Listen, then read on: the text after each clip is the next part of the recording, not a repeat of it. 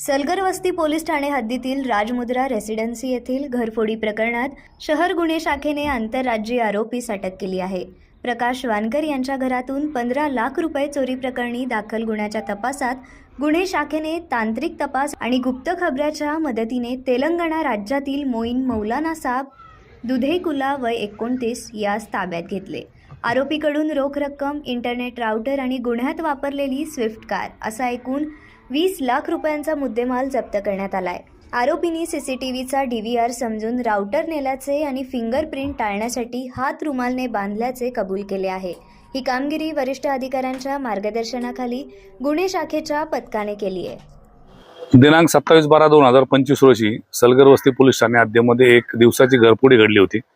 त्यामध्ये राजमुद्रा रेसिडेन्सी दामोदर निवास या ठिकाणी फिर्यादी श्री प्रकाश वानकर यांच्या घरामध्ये एक अनोळखी व्यक्ती हा बंगल्याच्या मागील बाजूस कंपाऊंड उडी मारून चढून आतमध्ये प्रवेश करून 15,80,000 अशी रोख रक्कम त्यांनी चोरी केली होती।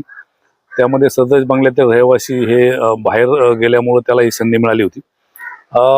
सदरची माहिती मिळतात माननीय पोलीस आयुक्त सोलापूर शहर यांच्या सूचनेनुसार क्राईमच्या टीम गुन्हे शाखेच्या टीम अपडेट केल्या होत्या। त्यामध्ये सपोनी निलेश सोनाने पाटील यांच्या टीम यांना मिळालेली गोपनीय माहिती तसेच आरोपीचं वर्णन आणि तांत्रिक तपास याचा त्यांनी कौशल्यपूर्ण तपास करून त्यामध्ये आरोपी निष्पन्न केला आणि सदर आरोपी मोईन मौलाना साब दुधकेला यास तेलंगणा राज्यातील मरपल्ली या ठिकाणाहून ताब्यात घेतला। आरोपीला ताब्यात घेतल्यानंतर त्याच्याकडे जे तपास केला त्या तपासामध्ये त्याने सदर ठिकाणी चोरी केल्याचे कबूल केले आणि गुन्ह्यामधील मालमत्ता आहे ती देखील हस्तगत करण्यात आली आहे।